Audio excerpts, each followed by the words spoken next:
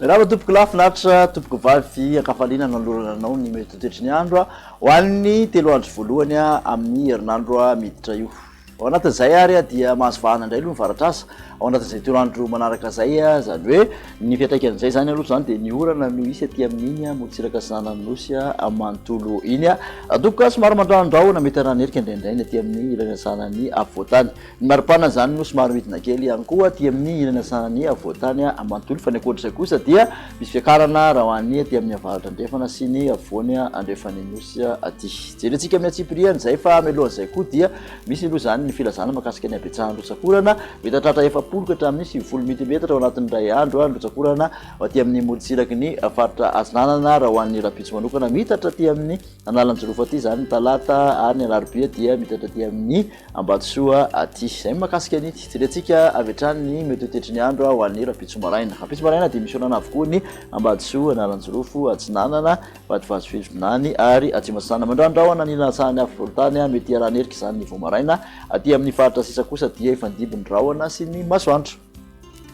Tilakandro kosa indray dia misy orana hatrany aloha aty amin'ny motsiraka sananynosy Ambatsoa, analanjorofo aty amin'ny faritra Atsinanana iny ary aty amin'ny Vatovavy sy Fitovinany mandraondraona mety aranerika hatrany aty amin'ny lasany avoatany. Misy tandrifindraona miserana kosa aty amin'ny atitan'ny Melaky, Bongolava, Itasy, ilany andrefany vakana karatra sy Amoromaniny Mazany miandro vazo iny. Ny ankoatr'izay dia ifandimby hatrany aloha ny rahona sy ny masoandro. Makasika ny vinavina ho an'ny maripana kosa indray dia latsaka somary nidina ny maripana ambony indrindra aty amin'ny avoatany manodidina 220 ka hatramin'ny 520 degré celsius. Motsiraka Atsinanana kosa dia 720 ka hatramin'ny 720 degré celsius raha toka 720 ka hatramin'ny 730 degré celsius aty amin'ny motsiraka andrefan'ny nosy.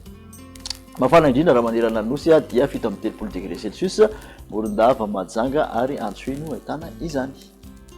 Toetry ny andro ho an'ny talata kosa indray dia mitoetra hatrany ny tandrifin-drahona ny takariva aty amin'ny atitan'ny Melaky, Bongolava sy miandro vazo iny farany andrefany vakana karatra. Ny orana malefaka dia aty amin'ny Sava, Analanjorofo sy Ambatsoa aty amin'ny Atsinanana iny manerinerika hatrany ny aloatra mangoro sy ny lasany avoatany fa ny ankoatr'izay dia ifandimby ny rahona sy ny masoandro.